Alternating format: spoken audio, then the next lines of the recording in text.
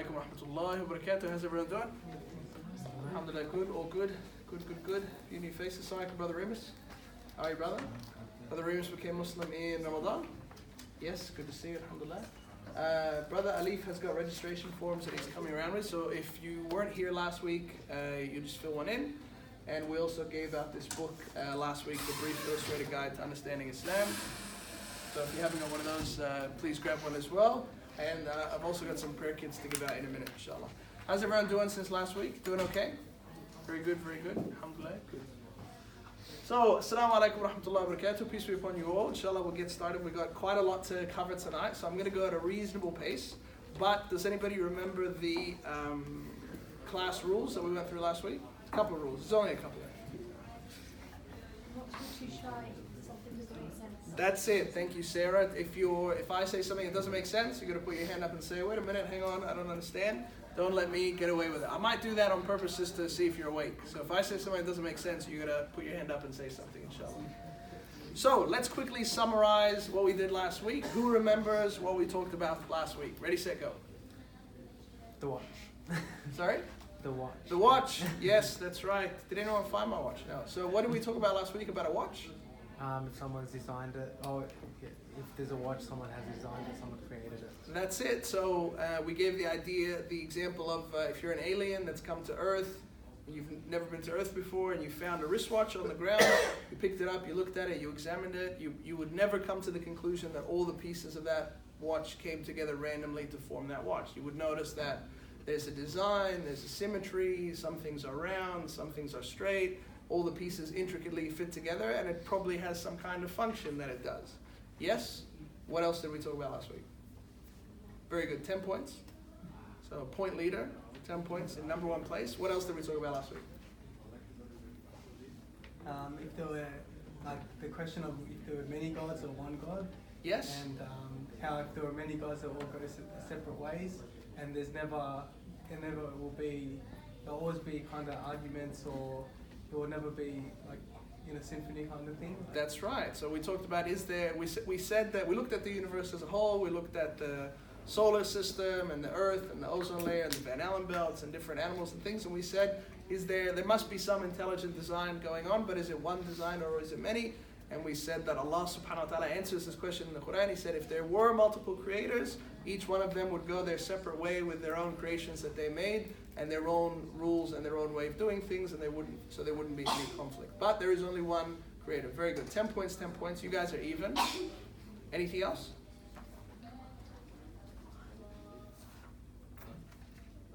Anything else?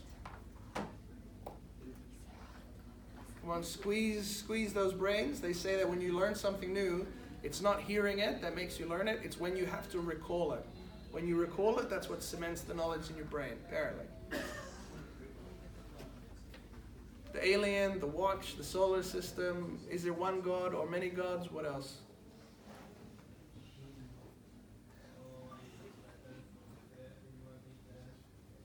Birds? Airplanes?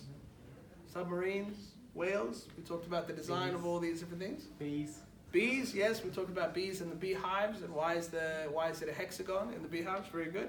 Then we talked about, we left all that behind, and we talked about morality. What did we say last week about morality? Morality, the moral code of what's right and wrong. What did we say about that? That there's no one person on this earth that will be able to say what's right or wrong, because it changes and opinions change over time. And very good. So now you're on 20 points. So he's ahead of you by 10 now. 20 points, 10 points. So we said if we asked 100 people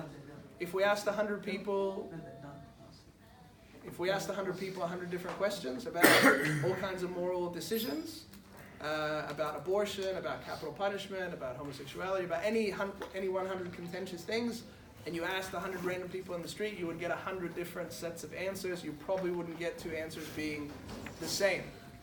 So this puts an important question for us as human beings. If we can't agree on what's morally right and wrong, then how do we know what's really morally right and wrong? Add to that the complication that what's right and wrong depends on when you're alive. If you're alive in 2019, homosexuality is okay. If you're alive in the 1800s, it's not okay. So the human popular opinion of what's moral, what's right and what's wrong in a moral sense changes over time. So then we came to the conclusion that, well, let's put those two together. If there is a creator that created all of this, the heavens and the earth and the galaxies and the stars and the planets and us and all the other living things, surely if he had an opinion about what's right and wrong, that would be the opinion. That's it. If he's the one that created everything and he says that something's wrong, then it's wrong. If he created everything and he says something is right, then it's right. It's that simple. Yes? Good? Very good. Cool. Anything else? Did we miss anything? Yes? I just have a question. Sorry, Sure. I wasn't here last week. That's okay. I've just come from praying, catching up on my prayers. Yeah? You were talking about homosexuality. Yes. I have a personal question, if Sure. that's okay. Sure. So my mum has recently married a woman, Right. and my sister is engaged to a woman. Okay. How am I supposed to respect them and treat them with love when what they're doing? Treat them exactly the same way you would treat them if they were heterosexual. Yeah. That's it. I have Catholic family who refused to go to my sister's wedding. Right. Is going to her wedding. So I'm going to answer your question in a broader sense, because this kind of question can relate to a number of things. You could say, I have a friend who's a drug addict. I have a friend who's a drug dealer. I have a friend who's a homosexual. I have a friend who's this or who's that. These are things that contradict the Islamic way of life, contradict Allah's moral code. So what do I do? Well, the answer is very simple.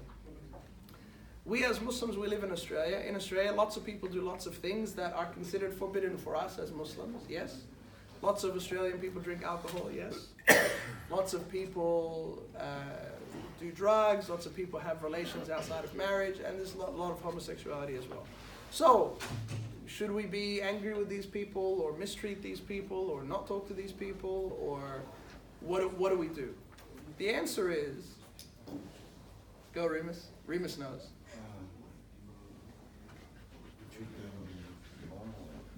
You treat them normal. So all of these people who don't subscribe to the Islamic way of life, we hope and we wish that someday they do.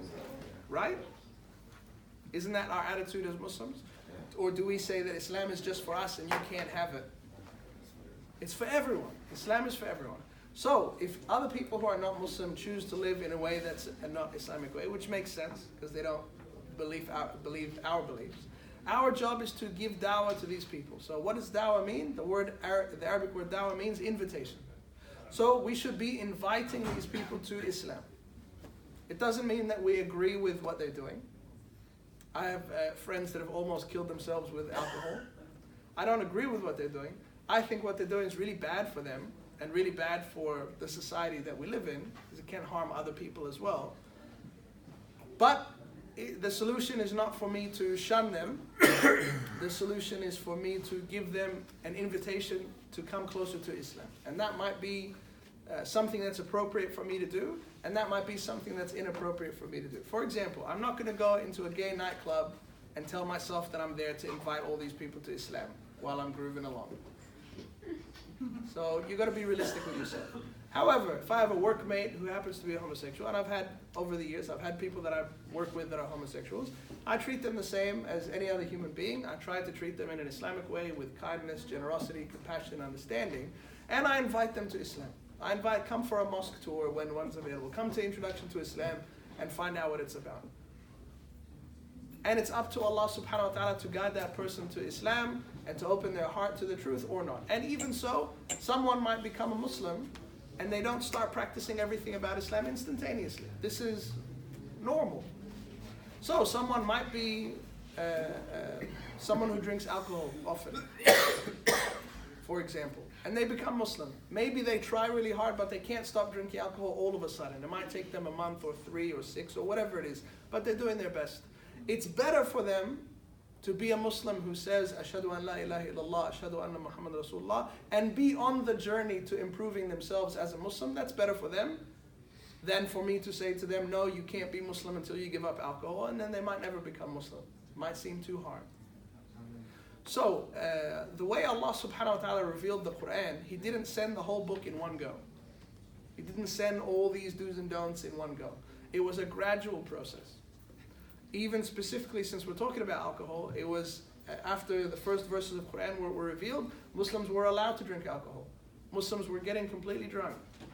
And it was halal at the time. There was no law to say that you weren't allowed to drink. Then over time, Allah subhanahu wa ta'ala revealed some new verses that said, you shouldn't be drunk when it's time to pray. So that meant that they had to stay sober more or less during the day. And after the Isha prayer, then they could party up. And it was halal. It was allowed. And then over some more time, and this is now more than 10 years from the beginning of Islam, from the first verses being revealed to this stage, and Allah subhanahu wa ta'ala finally sent the verses down to say, okay, now alcohol is completely forbidden. And at the time there was companions of the Prophet Muhammad ﷺ, Muslim companions of the Prophet, who owned a pub. And when this verse came to say, now alcohol is completely forbidden now, they uncorked all their bottles and they tipped them all out. And they say that that day the streets of Medina ran red with wine, because all the Muslim shop owners and pub owners, they all tipped their alcohol out because it was forbidden. So that was more than 10 years. But for some reason we expect these days if someone becomes Muslim, they have to be praying 5 times a day and cover their hair and stop everything from day one. If they can, that's better for them. If they're able to do everything from day one, that's the best. Some can, some can't. Some women wear hijab straight away. Some women, it takes more than 10 years for them to put on the hijab. Some men pray 5 times straight away. Some have to ease their way into it. Once a day, then twice a day, then 3 times a day, and so on. So everybody's doing their best. So sister, generally speaking, the answer to your question is, we don't, from a moral perspective, we don't support what they're doing, but we don't hate them because they're doing it. Our greater purpose in all of this is to invite these people to Islam.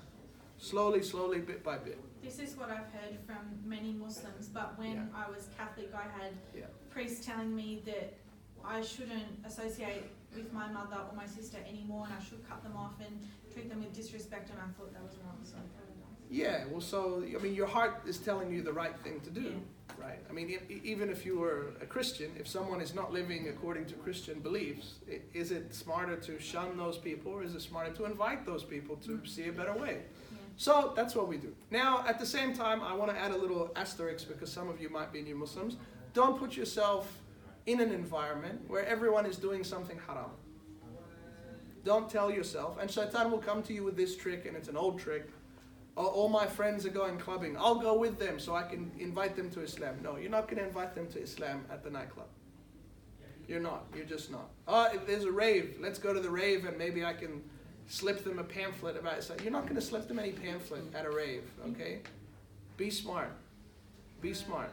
If your purpose is to invite them to Islam, you should take them to a masjid, you should watch an interesting lecture or DVD, you should send them a link, you should tag them in something, you should say, hey, if you got any questions, you can ask me anytime. If I know the answer, I'll tell you. If I don't know, we can go find out together. That's da'wah. But for you to make excuses to be in a haram environment, that's not da'wah. Okay? You know what I mean. We all want to have friends and we all want to be included and we all want to be part of a social circle, but you have to draw the line. If you're going to be in an environment where Allah hates what everybody's doing in that place, you shouldn't be in that place. As someone who believes in Allah, you shouldn't be in that place. Whatever is going on there. If you're going to a place where there's a lot of animal cruelty or something, you shouldn't be there. If that's what everybody's doing there, I don't know what they will be doing, but if that's what they're doing, you shouldn't be there. Okay? Thank you. Okay, most welcome. All right, so inshallah we're going to get into tonight's topic, which is what is Islam. So last week was very high level stuff, just setting the scene. We're going to do a little bit of a deeper dive now, and we'll continue to go deeper and deeper inshallah as the weeks roll on. So from last lesson we learned that the universe and everything that exists in there had some intelligence that created it and continuously sustains it. Because just like anything, if you create it, it won't continue to function perfectly forever and ever. It's going to need some maintenance. My car was in the shop today. Same thing. Some engineer, very clever, made it, designed it. It worked perfectly when it was new. It's not new anymore. It needs some tweaking and bits and pieces to be fixed and whatnot. We moved on that due to this fact, the one who created it has the right to say how it should run correctly. Now let's move on to the next step. By the way, any parents in the room? Okay. Anybody had parents? Okay. No worries. When you were young, did your parents ever tell you what bedtime should be? Yeah. They did. Did they have a right to do that, or were they just being cruel and egotistical? Or did they have a right? Cruel and egotistical. 10 points. So we have a bunch of kids here with us. If their parents said that bedtime is going to be 8 p.m. or whatever it is, do you think the parents have a right to do that? So the father that goes to work all day to pay the bills and the school fees and the rent and all that sort of stuff, and the mom who might also be working but probably also is making dinner and doing other things and staying up with the kid when they're sick and taking them to the hospital, all that sort of jazz. Those parents who do all of that and maintain and sustain that household and provide for that child in every imaginable way, don't they have the right to say what goes on in their house? Now that we're parents, yes. Oh, now that you're a parent, yes, but when you had parents, no. So it's pretty reasonable, I'm sure we can agree, it's pretty reasonable that, yeah, the parents, they do get to say how long you can stay up when you're 5, right? Same sort of thing. So exactly as we say that the father and the mother who have a child, they get to say what goes on in their house.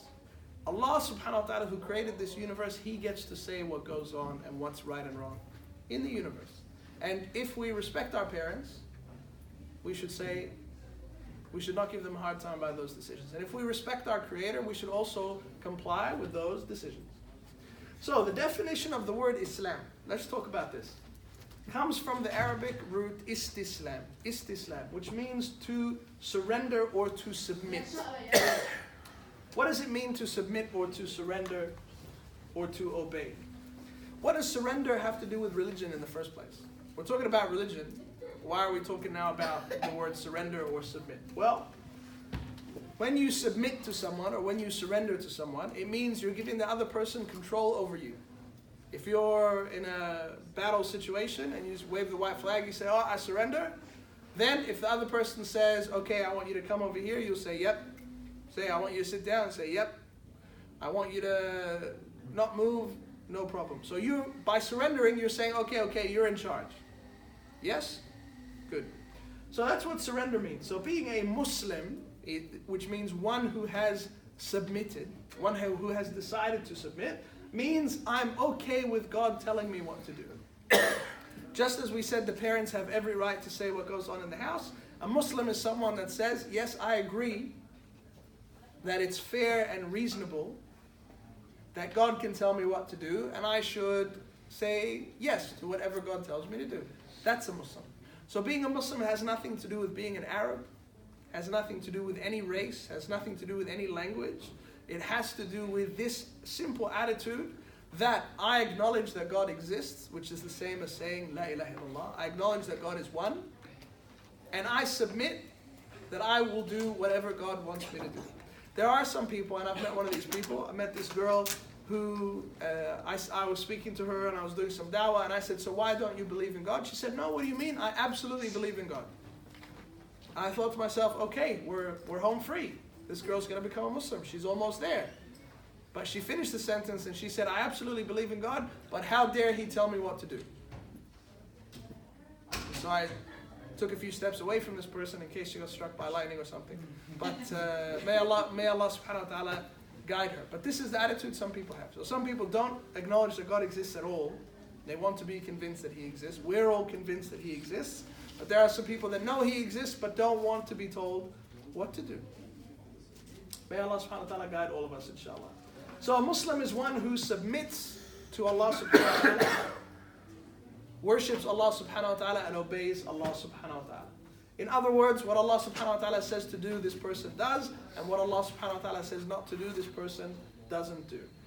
Allah subhanahu wa ta'ala says in the Quran, and this very simply is the answer to that question, what is the purpose of life? Allah subhanahu wa ta'ala says, I did not create the jinn and the human race except to worship me.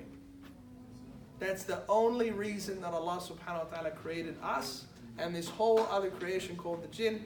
Put your hands down, don't ask me any questions about the jinn, because otherwise we'll be here forever. Happens every time. Jinn, oh, my brother got possessed, and can you do an exorcism? No, I can't do an exorcism for your brother. But this is the simple reason. Now, this verse has a lot of consequences or implications. If Allah subhanahu wa ta'ala is telling us, now who believes that Allah exists? Let me just see a quick show of hands. Okay, that's all of you. Very good. 10 points. We all believe that Allah subhanahu wa ta'ala exists. Now He says the reason why He created us is to worship Him.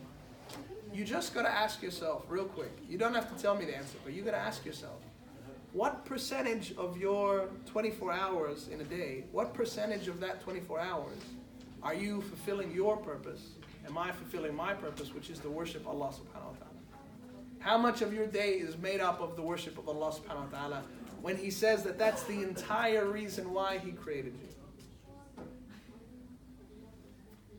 I'll also let you know this hadith by Prophet Muhammad ﷺ, who he said to the companions that the heavens above you are creaking. Have you ever walked on a really old wooden floor and it goes when you walk on it? So Prophet Muhammad ﷺ said the heavens above you are creaking. They're making this creak sound as if something is heavy, a heavy load is being put onto the heavens. He said because the reason why it's creaking is because in every space, that's the span of 4 fingers. So in every space that big, that's 4 fingers. In every space that big, all throughout all of creation, there is an angel that is either in the position of ruku', that is bowing, or in the position of sujood, that is kneeling on the ground. All throughout the universe, all that space is full of angels, either in ruku' or in sujood, bowing or kneeling to Allah subhanahu wa ta'ala, and they are permanently in that position. They don't ever move. Sorry, Alif, can you just have a chat about the noise? And those same angels, on the day of judgment, they will say, now these are angels that have been worshipping Allah subhanahu wa ta'ala constantly for millions of years and maybe for millions of years to come. Only Allah knows when the day of judgment is. And on the day of judgment, they will say, Ya Allah, we didn't worship you as you deserve to be worshipped. Now, the only thing they've done from the time they were created until the day of judgment is worship Allah 24/7. They didn't do anything else. They didn't go to work. They didn't have jobs. They didn't have a family. They didn't watch Netflix. Nothing. Just worship. And there's so many of them that the heavens above are actually weighed down by their weight, and they're creaking under the weight of all of these angels. So put that into perspective when you want to judge yourself on what kind of Muslim you are. All these trillions of angels worshipping Allah subhanahu wa ta'ala since the moment they were created. So have a think about it. Put it into perspective. Now, all of us have something called a human nature. In this aspect of human nature, all human beings, whether they're Muslim or they're not Muslim, submit to the will of Allah subhanahu wa ta'ala whether they like it or not. What does that mean? What does that mean? We don't want to talk in gibberish in this class. We want to be very clear. So we're saying when it comes to human nature, all of the human beings on earth, whether they're Muslim or not Muslim or atheist or Christian or Jew, all of them submit to the will of Allah subhanahu wa ta'ala in one way or another. What could that possibly mean? We eat, we breathe. Yes, thank you. I made 10 points, so we got 20, 10, 10, 10. Every human being, whether they like it or not, they have to eat. They have to drink. They have to sleep. And so on. Allah subhanahu wa ta'ala created the human body, you can work. But at the end of the long day's work, they need sleep. No matter how long you try to stay awake, eventually your body will submit to the rules that Allah subhanahu wa ta'ala has created for that human body.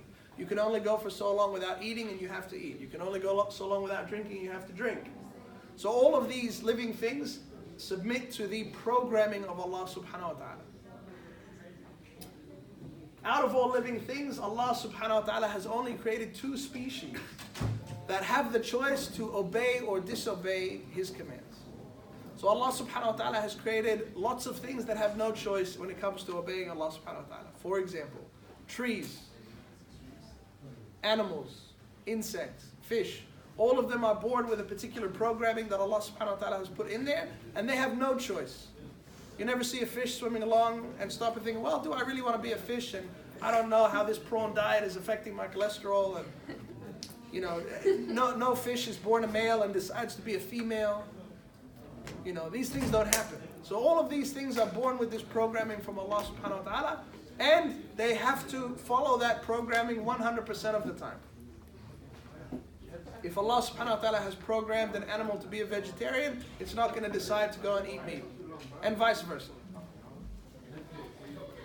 So the only two species that have a choice, that we have an opportunity to find out the moral code from Allah subhanahu wa ta'ala, we have the opportunity to find out the rights and the wrongs, but then we have a choice to obey or to disobey, is the human beings and the jinn. And more on the jinn later. Just does everybody know what jinn are? Everyone's nodding. Anybody not sure what jinn are? You don't know? Okay, I'll say just for you. So Allah subhanahu wa ta'ala created three intelligent, sentient creations. There's three. One is the angels. And the angels have to obey their programming from Allah subhanahu wa ta'ala. They can never disobey. They are just like, in that sense, they are just like the trees and the animals and everything else. Whatever Allah commands them to do, that's what they do. They don't know any other way. The second one is the human beings, and you know all about us. The third one is the jinn. The angels were created from light. Light was the raw material used to make the angels. Earth or clay or dust was the raw material used to create the human beings.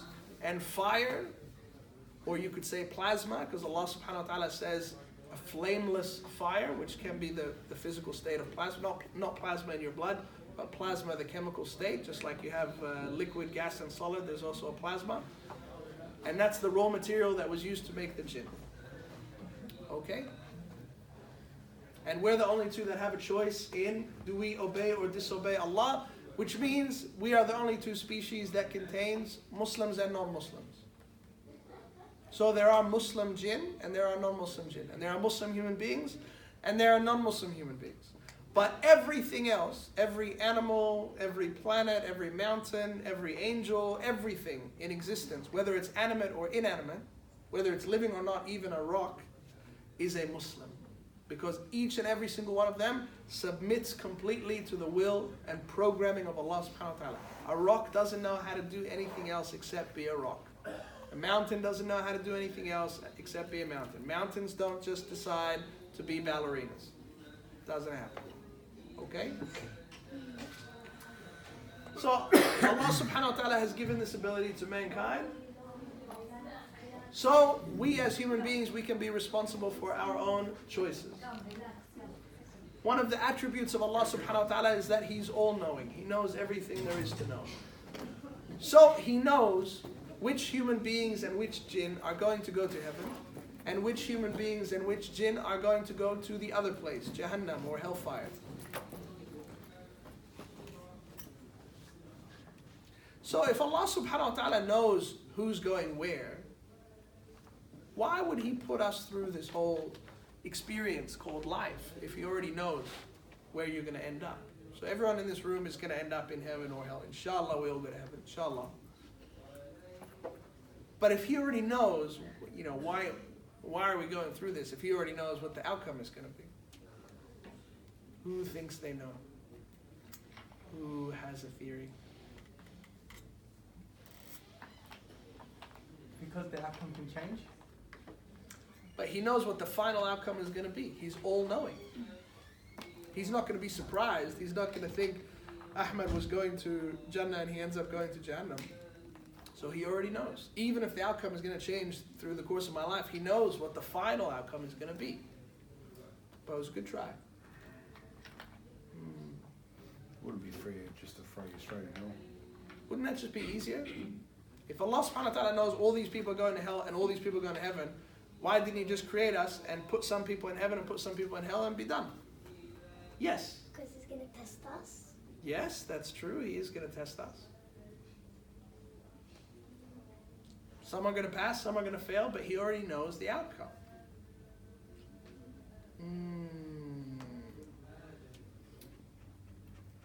And if Allah subhanahu wa ta'ala already knows where we're going to end up, how can we then say that we have free will and choice? Because we said out of the three creations that Allah subhanahu wa ta'ala has made that are sentient, the angels, the jinn, and the human race, only the jinn and the human race can choose to obey or disobey. Someone can earn an honest living or can steal. Someone can be honest or can lie and cheat. You have a choice. But I'm saying that Allah subhanahu wa ta'ala already knows the outcome.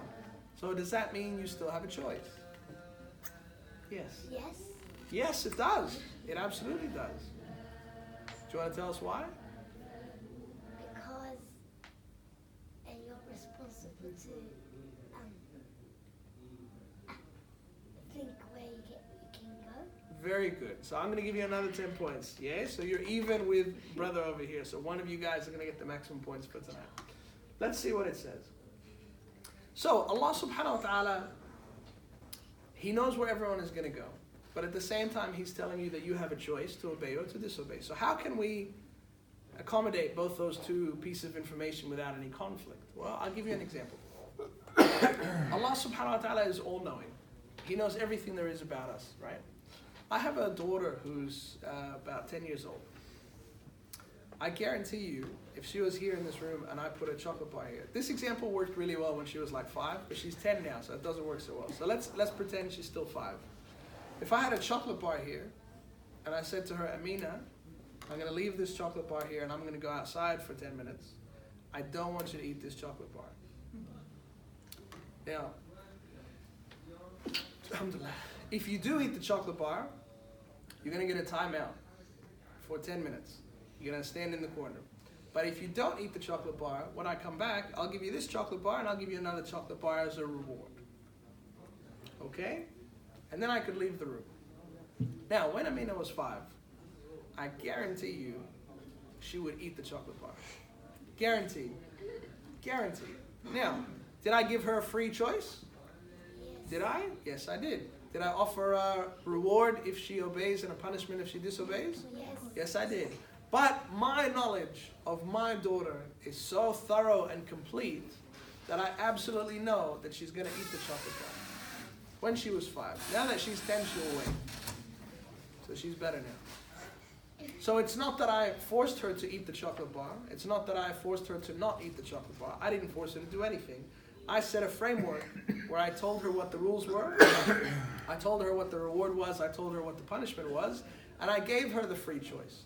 But my knowledge of her is so complete that I know what she's going to do. Does everyone understand that example? Okay. Now, I've known at the point when my daughter's 5, I had known her for 5 years. That's how old she is. How long has Allah subhanahu wa ta'ala known you?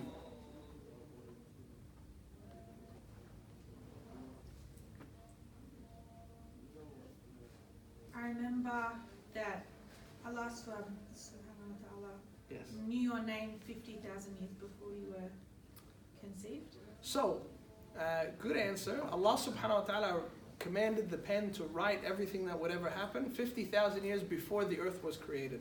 So that's when your name was written. That's when pen met paper. But did Allah subhanahu wa ta'ala know your name before that? Yes. Yes, He did. How old is Allah subhanahu wa ta'ala? He's nothing.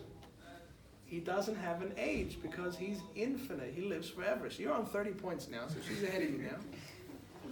So Allah subhanahu wa ta'ala is infinite. He has no beginning and He has no end. Which means, literally, that Allah subhanahu wa ta'ala knew your name and everything about your personality for trillions upon trillions upon trillions upon trillions of years. So me knowing my daughter for 5 years has given me enough understanding of her personality to know what she would do under certain circumstances. Allah subhanahu wa ta'ala has known you, has known everything about you for trillions of years, for an immeasurable amount of time. So Allah subhanahu wa ta'ala knows you so intimately that He doesn't just know what you would do in a general sense, He knows what you would do at every specific moment of every specific situation, and He has knowledge of all the situations on top of that. So Allah subhanahu wa ta'ala knows you so intimately and completely.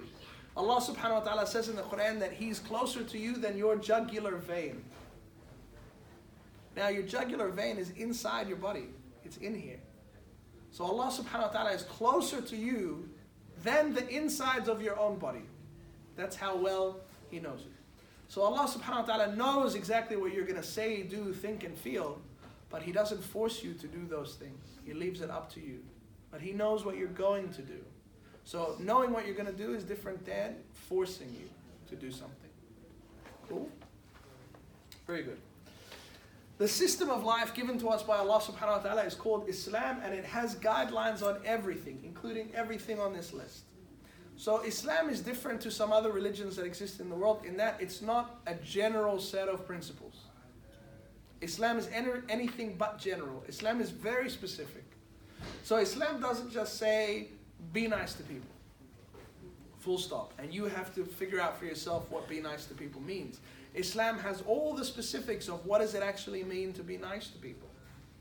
Including visiting people when they're sick, including smiling at people, including even the way the Prophet Muhammad shook hands with people. He would shake hands, he would make direct eye contact with them, and he wouldn't pull his hand away until they pulled their hand away first. That's how specific it gets. Even in Islam, there's specific guidelines on which foot to use when you enter the bathroom. So Islam is very specific. Close, entering the masjid with your right, entering the bathroom with your left. Very good. 50 points. You're on now. She's going to win. She's going to come back tomorrow and play for the car, inshallah. So that's lots of different guidelines in Islam. Islam is a perfect system of life. We already said that Allah subhanahu wa ta'ala is ageless, and we already said that He knew all of this humanity and planet Earth business was coming from trillions of years before. So Islam is a system that's created by Allah subhanahu wa ta'ala for all of humanity, not just for one country or time or place, but for all of humanity and for all time. Not just for 2019, not just for 1800, not just for 2050, but for all time. We said that we as human beings, we keep changing our minds on what's moral and what's immoral and what's right and what's wrong. Allah subhanahu wa ta'ala has given a system of life that's unchanging. All of those things that are right will be right forever. All of those things that are wrong will be wrong forever. It's very simple. And this is because Allah subhanahu wa ta'ala doesn't learn new things. He knows everything already. We keep changing our minds because we think we keep learning new things. We think we keep improving and evolving, and so we change the laws and the morality to suit our new information. Allah doesn't get new information. He's got all the information. There's no new stuff coming his way that makes him change his mind on what Islam should be. No one has the right to add or remove anything from Islam. If Allah subhanahu wa ta'ala is the one who created the cosmos and He's given us these rules and this system of life, who am I to make a change to it? Who are you to make a change to it? I had a conversation once with a former manager of mine who was an atheist, and we're walking to lunch, and he says to me, Islam has got some ideas that are a little bit outdated. You guys should update them. And I almost lost my lunch when he said that. I said, how do you propose we do that? Do you think we should just get in a room and have a vote and change it? He said, I think. Just get all the head honchos of Islam to come together and make some changes. And obviously for me, being born a Muslim, the idea is ridiculous. But for someone who thinks that all religions have been made up by people, that seems like a logical suggestion. If someone assumes that all the religions are just groups of people making up their own rules as they go along, then that sounds very reasonable.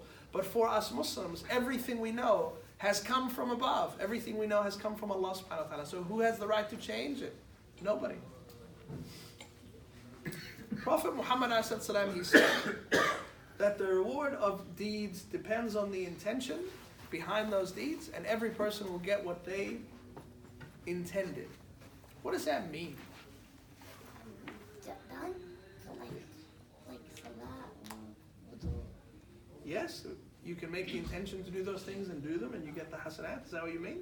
Yeah, very good. It means that Allah subhanahu wa ta'ala looks at your heart when you decide to do something. Allah subhanahu wa ta'ala rewards you or gives you the payment for that action based on what you were intending. For example, you can go into work and you see someone having a bad day, and so you buy them lunch because they were having a bad day and you wanted to cheer them up. Your intention is to cheer up somebody who's not feeling well, so you get a reward for that. But you could also go into work and you notice your boss is in a bad mood and you want that big promotion. And so you decide to go and schmooze the boss and take the boss out to lunch to cheer the boss up. But in your heart, you're not doing it because you want them to feel better. You're doing it because you want to be the favorite in line for that promotion. So both actions are the same. In scenario number 1, you took someone to lunch because they weren't feeling well. In scenario number 2, you took someone to lunch because they weren't feeling well. You did the same thing. But one of them is a good deed that you did to make another human being feel better, and that's all. And one of them is something you did for your own selfish interests. And so you can't expect Allah subhanahu wa ta'ala to reward you for that. I'll give you another example.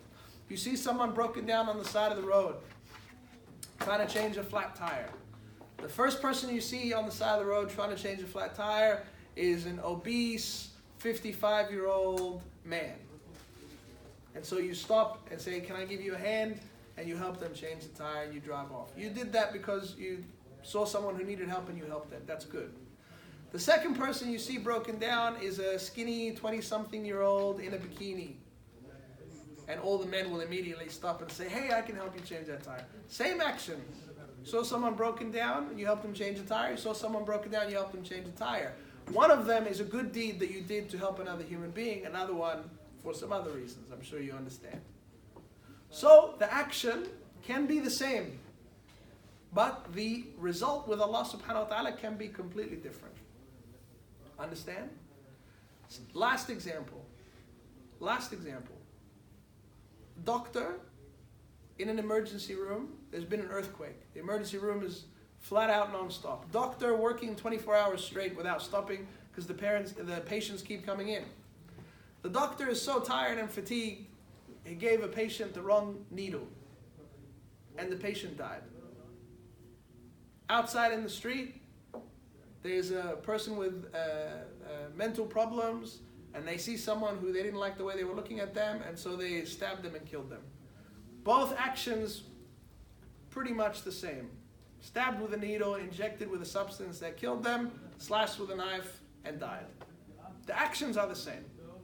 But do we think Allah subhanahu wa ta'ala will treat or reward both those actions the same? Of course not. The doctor's intention was to save the patient.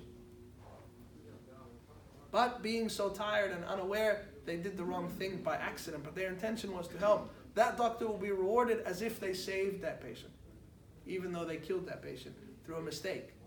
But the murderer in the street who didn't like the way someone was looking at them and he killed them, that person will have the reward that they intended. So, when you do anything, whether it's public or private, you have to ask yourself, why am I doing this?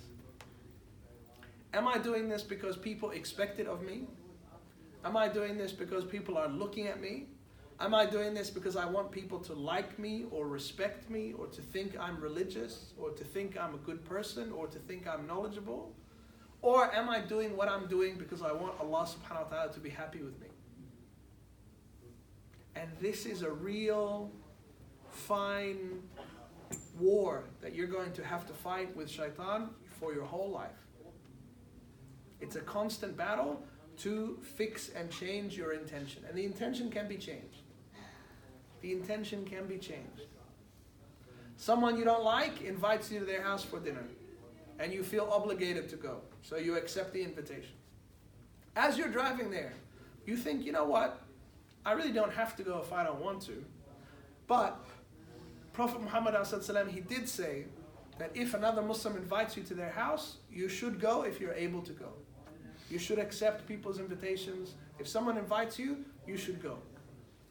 So, I started driving here because I felt obligated to come, but now I'm changing my intention. Now I'm going because I'm obeying the advice of Prophet Muhammad ﷺ, who said that if someone invites you, you should go.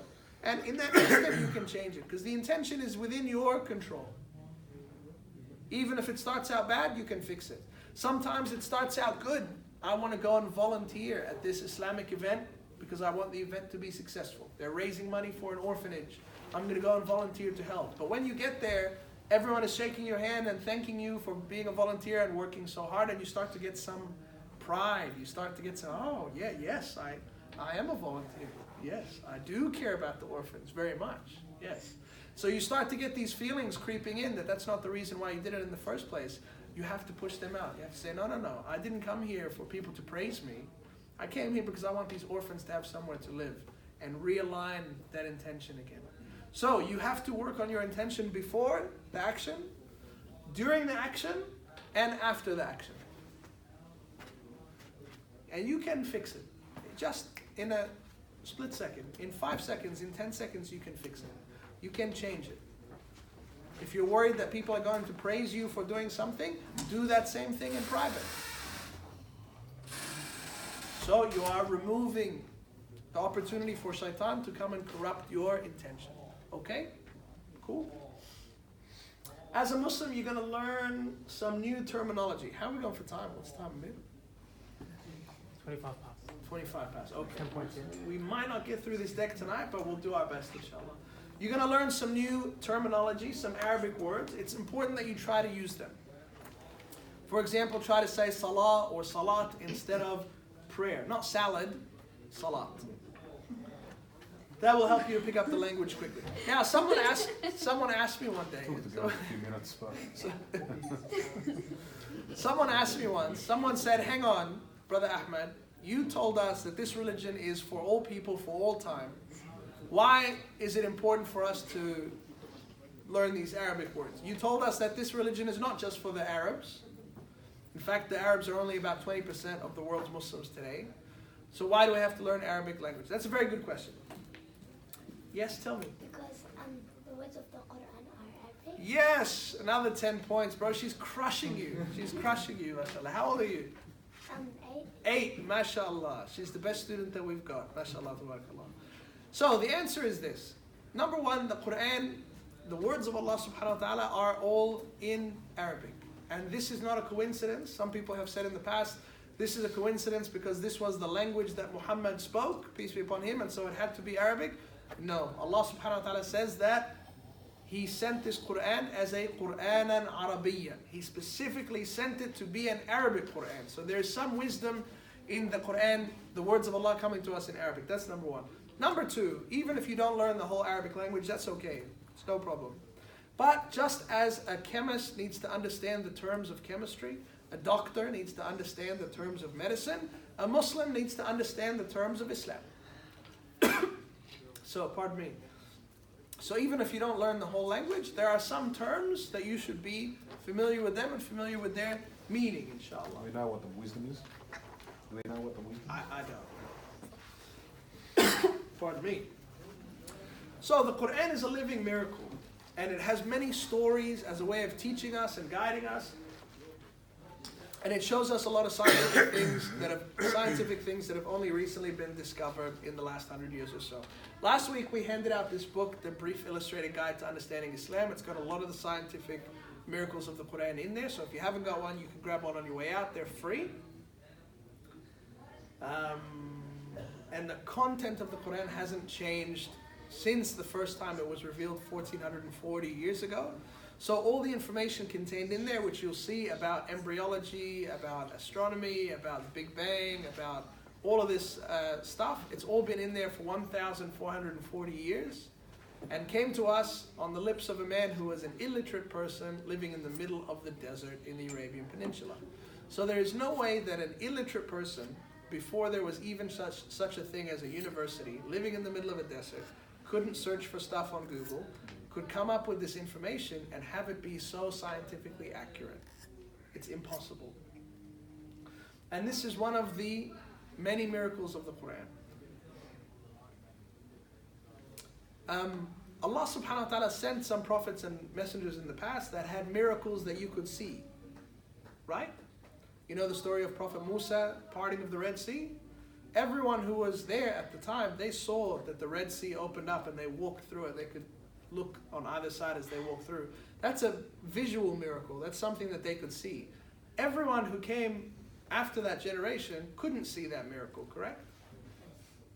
So that's a miracle that people will doubt as time goes by.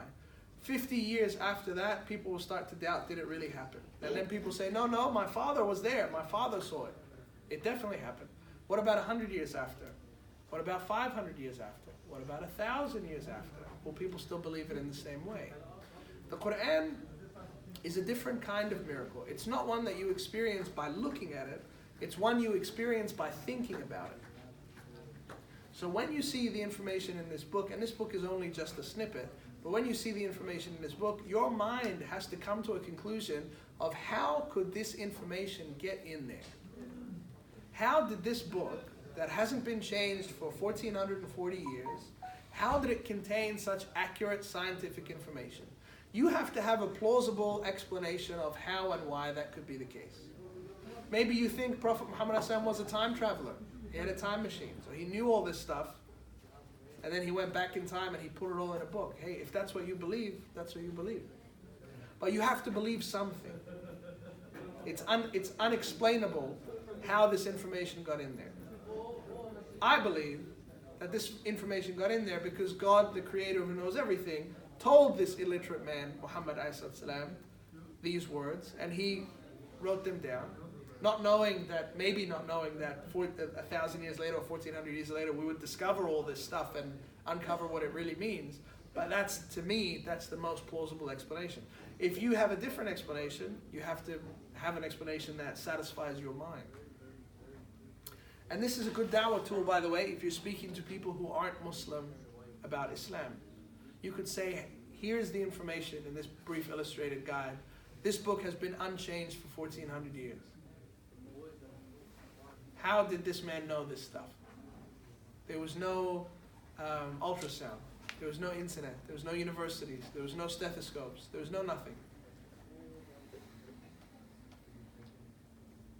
Ask them to think about it. Ask them to figure out how this information could possibly be there. And so that's one of the miracles of the Quran that people can continue to experience with their mind, not with their eyes, for as long as we'll be around, inshallah. The Quran is a complete guidance in the sense that it teaches us past, present, and future. So it teaches us about things that have already happened. Stories of the creation of the universe, creation of mankind, the early nations that came before us, and their prophets and messengers. And it also tells us about things that will happen. Things that will happen in this world, like the fact that Jesus, peace be upon him, is going to come back. Things that will happen on the Day of Judgment. Things that will happen after the Day of Judgment in heaven and hell. These are all things that we could never know if Allah subhanahu wa ta'ala didn't choose to tell us. We would never know what happens after death unless God tells us. There's no other way to know. In addition, the Quran also talks about a lot of practical things as well, apart from these stories. Things like charity, orphans, marriage, trade, business, divorce, inheritance. The Quran was revealed in Arabic, as I said, and can only exist in Arabic, meaning that there's no such thing as an English Quran or a French Quran. Now, a lot of you might have copies of an English translation of the Quran or some other language. Let me explain what I mean by that. And let me explain why it's so important. Let's look at one particular ayah, so one particular verse of the Quran. Here it is. It's in the last surah, surah number 114, Surah An-Nas. The very first verse, Allah subhanahu wa ta'ala says, أعوذ بالله من الشيطان الرجيم بسم الله الرحمن الرحيم قل أعوذ برب الناس. That's 4 words. قل أعوذ برب الناس. So Allah subhanahu wa ta'ala, He chose these words in this order to be the first verse of this chapter. Following me? Good. Now, let's look at 3 of the most common translations that you can find, translations of the Quran. Here they are, and the name of the translator is in brackets there. And you can see all 3 are not exactly identical.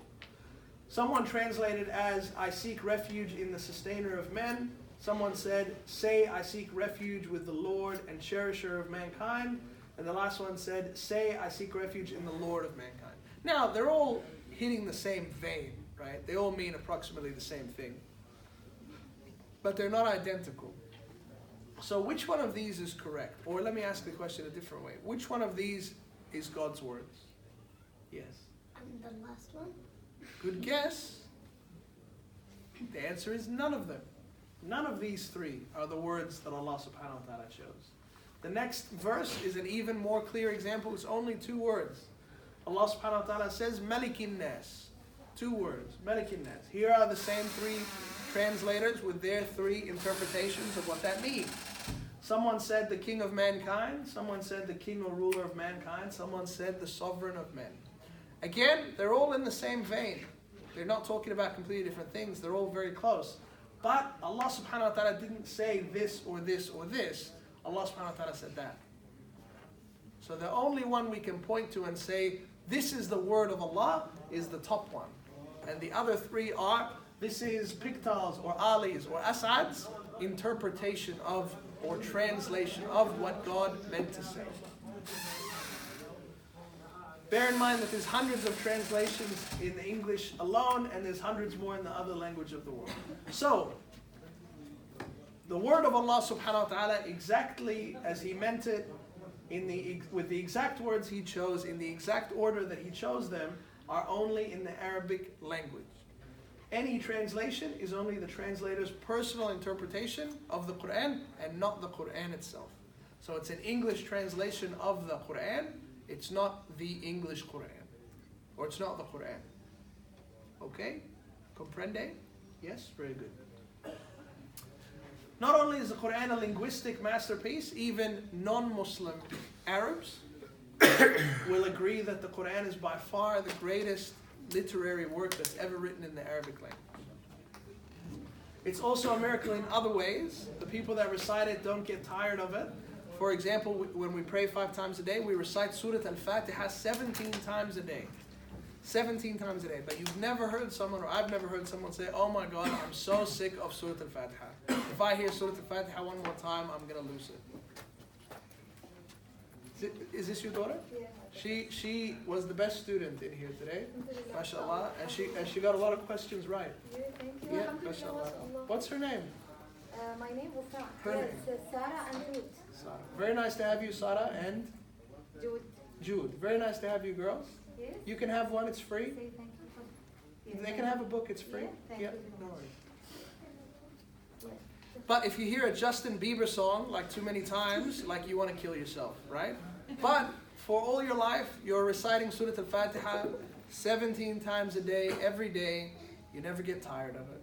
In fact, inshallah, if you're here with us this Thursday, 2 days from now, Brother Ahmad Auf is going to go through the deep explanation of Surah Al-Fatiha.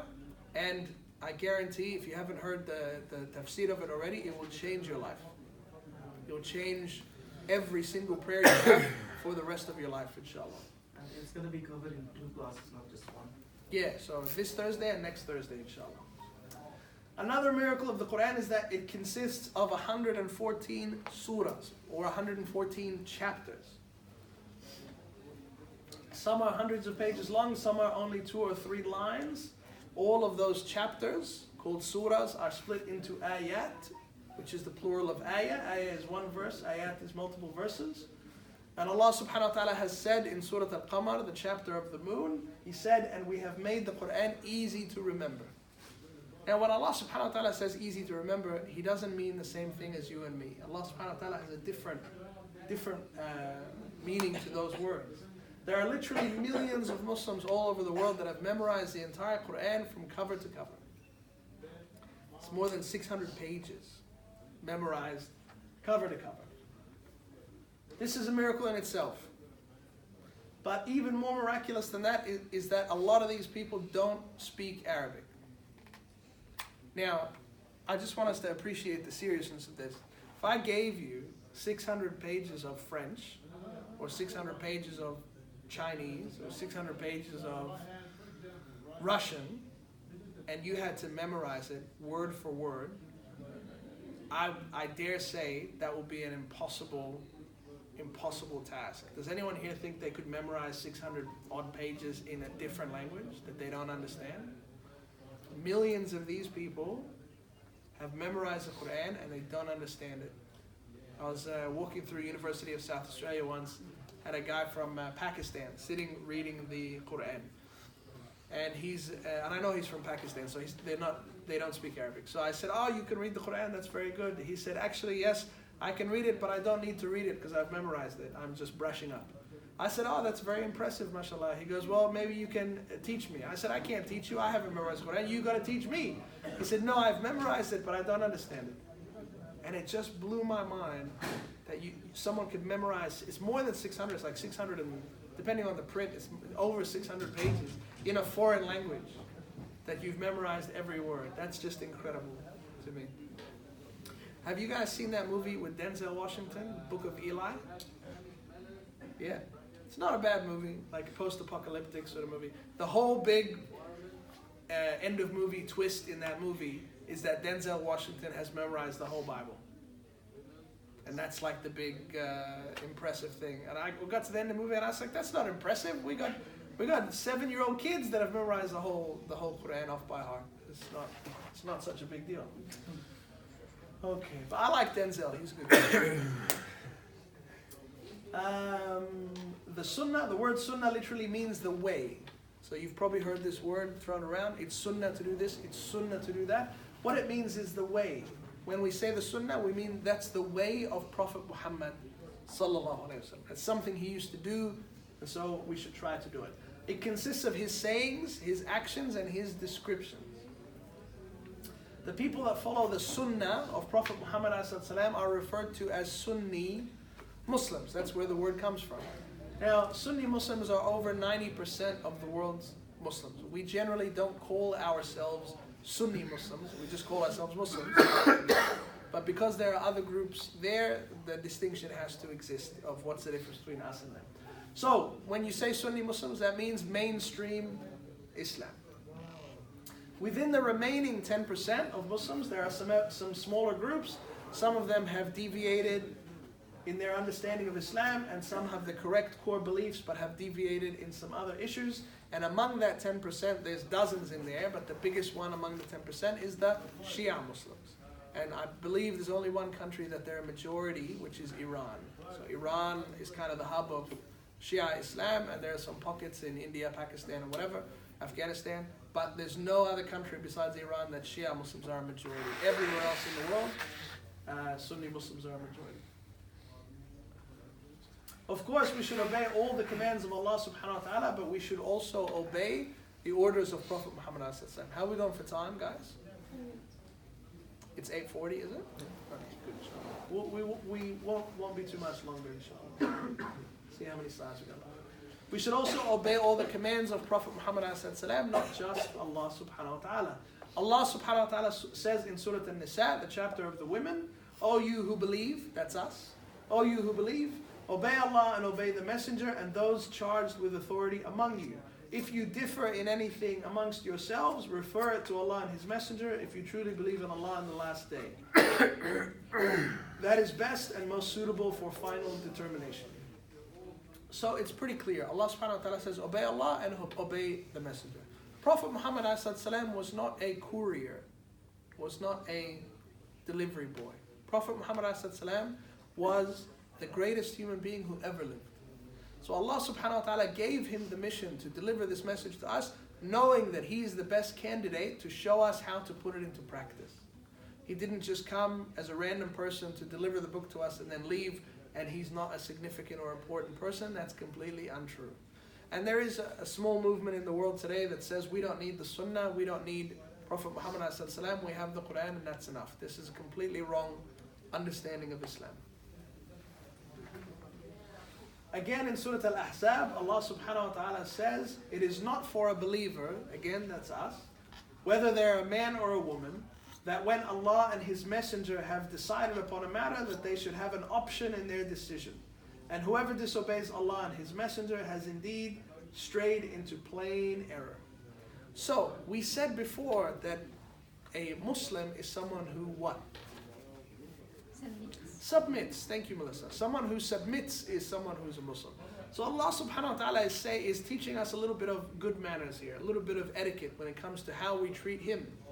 Allah subhanahu wa ta'ala says it's not appropriate, it's not befitting of a believer, someone who says, I believe that God is real and I submit and I will obey what God tells me to do.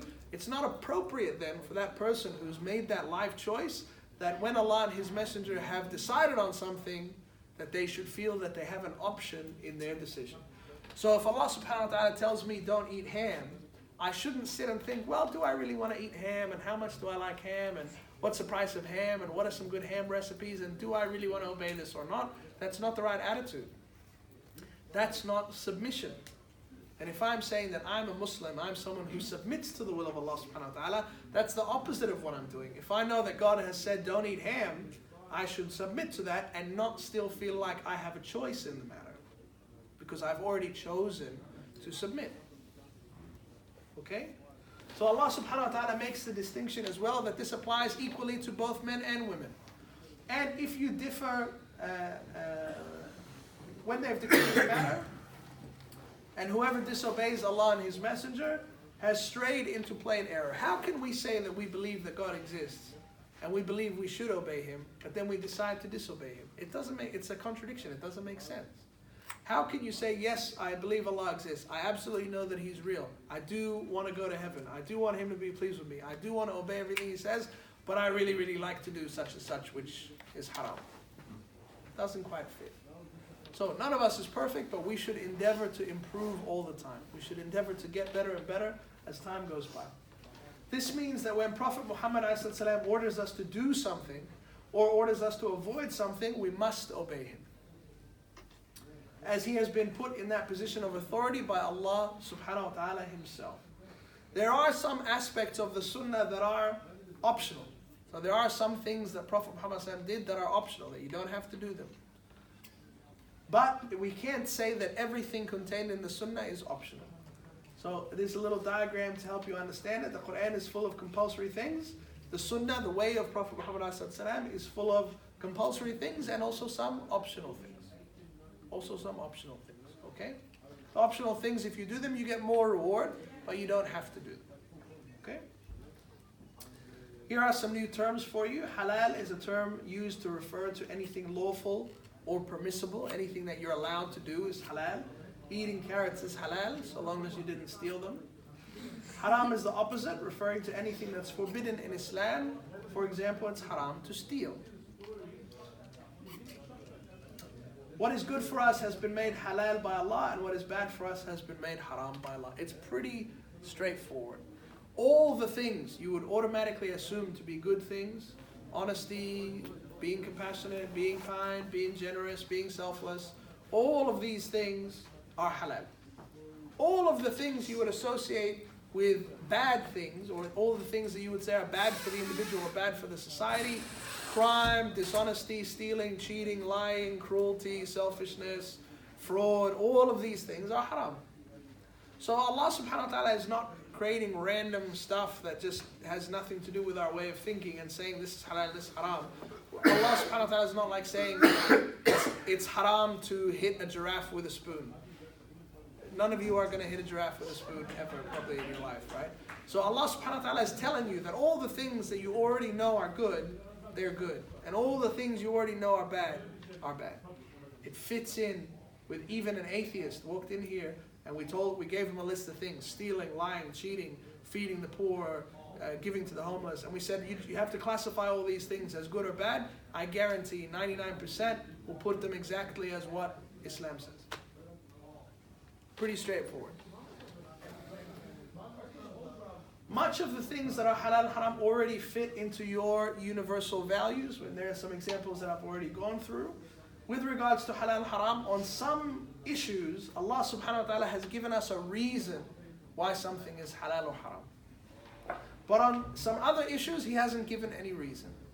So sometimes Allah says, don't do this because of this reason. Sometimes Allah says, don't do this. Should we obey them both, or should we pick and choose? What do you think? Okay, so for instance, like interest. Interest.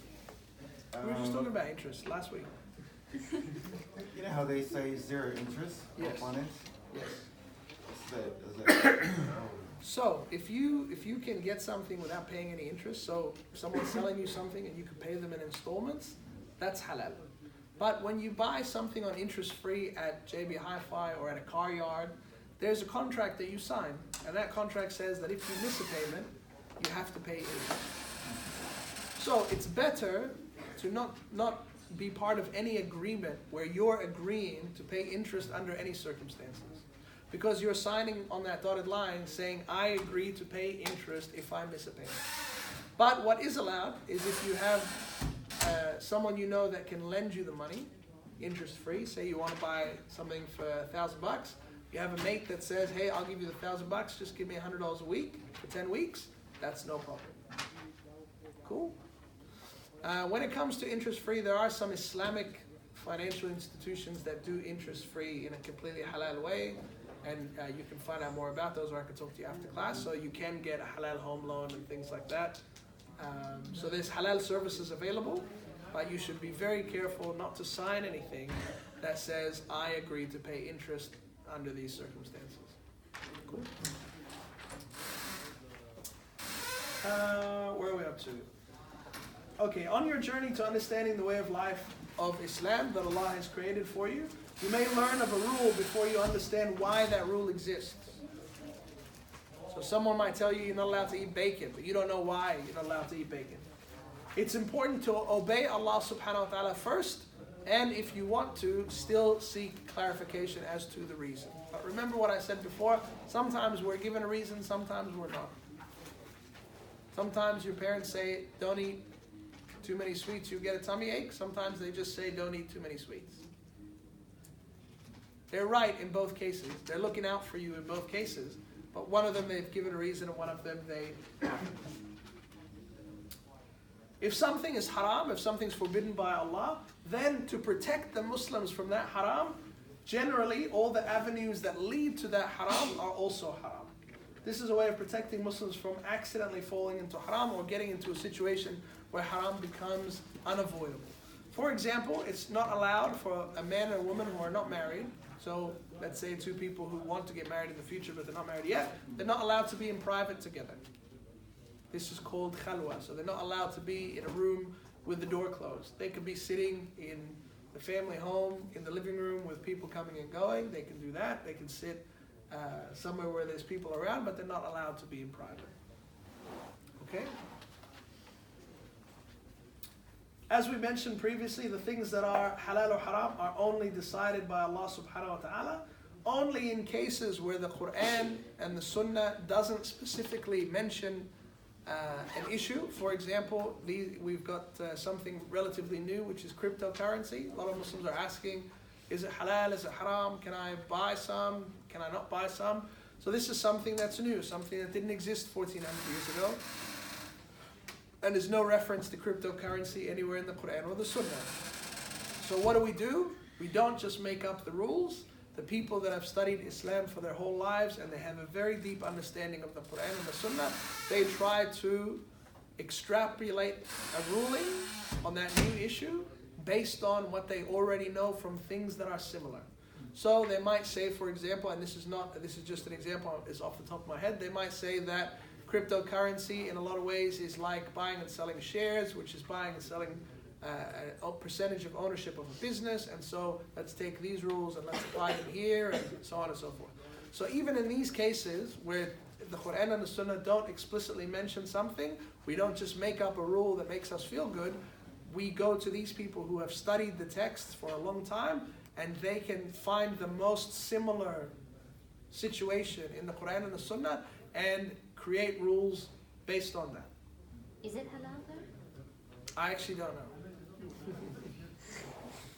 It's a very new area. I don't know that it is. Wallahu a'lam. Any questions on any of that stuff? All good? I have a very specific question. Sure, sure.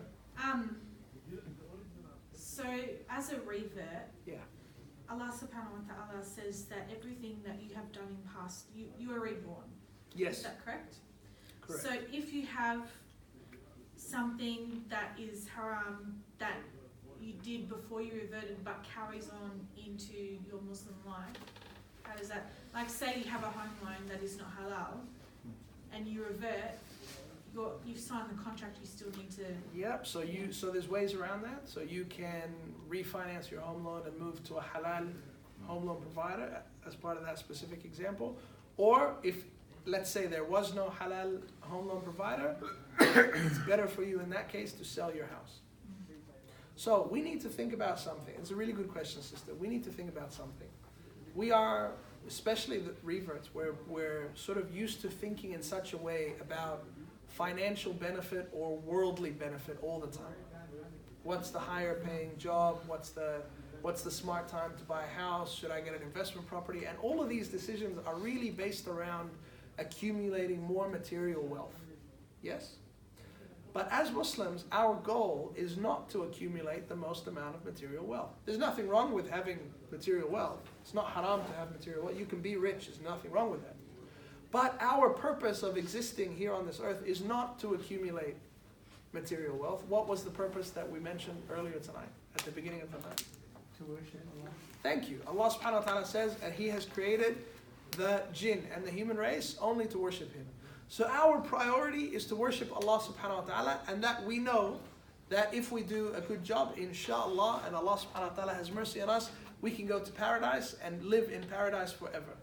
For an eternity, having whatever you want. Allah subhanahu wa ta'ala says in the Quran, when He's describing paradise, He says, لَهُمْ فِيهَا مَا يَشْتَهُونَ. They will have in it whatever they desire. So, whether you have one house or two, whether you have a Mercedes or a BMW, all of these things that we've been brought up to think this is the priorities in life, you need to change that perspective to make sure that these are not the priorities in life anymore. You can have them. You can have them, but what my teacher used to say is you can have these material things in your hand, but they shouldn't be in your heart. You can have money in your hand, but you shouldn't have the love of money in your heart. You can have a fancy car and a big house, but you should be fine if one day you don't have those things anymore. You shouldn't be devastated. Shouldn't be devastated that the car got stolen. Shouldn't be devastated that the house burned down. It shouldn't be such a high priority that you pin all your happiness and hopes and dreams on these material things. Because guess what? Even if you finish up this life with a big bank account and a big house and a big car, at some stage you're going to breathe your last breath and you're going to go into the ground and you're not going to take any of it with you. The only thing you're going to take with you is your good deeds that you have done. Think about it this way. The good deeds, the hasanat, is the currency of the hereafter. So whether you like it or not, you will eventually expire from this life. And you will enter a new life. When you pass through that doorway to go from this life to the next life, you can't take any material things with you. In fact, you go naked when you go from this life to the next life. Even your clothes you can't take with you. You're buried in a white cloth, and it's the cheapest white cloth that they can find. So all of the things that you accumulate here in this life, you have to leave all of them behind except one thing, which is hasanat. That's the only thing you can take with you is your good deeds. And that's the currency that you get to then spend in the hereafter. So if you do your best, if you have a home loan from before you were Muslim, if you have anything else that is related to interest or related to haram. There was a guy who said his shahada here in this room. He owns a pub. He's a shareholder in a hotel and he manages the hotel and he works at the bar himself. And then he became Muslim. So this is a business that he's put his heart and soul into and he's built it up. But his priorities have changed now. This business being successful used to be the most important thing in his life. It's not anymore. And inshallah, he's working on a way to get out of that business, sell his share or whatever it is. So you need to change your perspective. If pleasing Allah, inshallah, there's a way to please Allah where you don't lose anything. But if to please Allah, you have to lose some money, then that's a good bargain and that's a good deal and you should take that deal. If to please Allah, you have to lose some money, lose the money. If to please Allah, you have to lose a job, lose the job. Okay? Allah subhanahu wa ta'ala is the priority. And you know and I know that Allah subhanahu wa ta'ala is in control of everything, of every atom that exists. Do you think that if you had some job that was haram, say you're a home loan salesman at the Commonwealth Bank, right? And you become Muslim, and you agonize over the decision, and you go, you know what, Allah's in control of everything, I quit. And you quit. Do you really think that Allah subhanahu wa ta'ala up there, who's watching the whole situation, he's going to say, oh, he quit, good for him, and that's it? Or he's going to say, he quit to please me, I'll give him an even better job? What do you think he would do? Really tell me, I want you to tell me, what do you think? You think he would just go, oh, well, I'll give a reward on the Day of Judgment? Or do you think he'll say, I'll give him a better job? When answering this question, you need to know that Allah subhanahu wa ta'ala is the most kind and is the most generous. So someone who describes himself as being the most kind and the most generous, he's not going to leave you to despair. But he does want to know that you're going to put him first. Don't expect the job offer is going to come while you're still at the old job. That's the test. Do you trust Him or not? Do you trust Him? If you leave anything to please Allah, He will give you something better. If the reason why you left something is to make Allah happy, I guarantee He will give you better. If you donate money for the sake of Allah, I guarantee He will give you more than you gave. These are the rules of Allah subhanahu wa ta'ala. But always in the way that Allah subhanahu wa ta'ala works, the sunnah of Allah, you could say, is your action has to come first. Don't expect that He's going to make gold coins rain down on your head just because you said La ilaha illallah Muhammad Rasulullah. You got to show that you really believe those words. You got to show that you absolutely have faith that Allah will give you better, and leave the job. Leave the boyfriend, leave the girlfriend, leave whoever it is. Whoever it is that's taking you away from Allah subhanahu wa ta'ala and towards the hellfire, you can leave those people, you can leave those jobs, you can leave those houses, you can leave those mortgages. You can say, Ya Allah, I trust you. Please give me something better. And He will give you better. But the change has to come from you first. Step one has to come from you. You know what I mean? Okay? Okay, thank you guys so much. Jazakumullah khair. Inshallah, there is Arabic and Quran class right here tomorrow night. And then Thursday night, there's a tafsir class. Tafsir is the explanation of the meanings of the Quran. And this Thursday and next Thursday is really important because we're going to go through Surah Al-Fatiha, which is the surah that you're going to say the most in your life. So if you only attend this Thursday and next Thursday and you don't attend any more Thursdays, that's okay. But try to attend if you can. Okay? Thank you guys. Jazakumullah khair. Assalamu alaikum wa rahmatullahi wa barakatuh.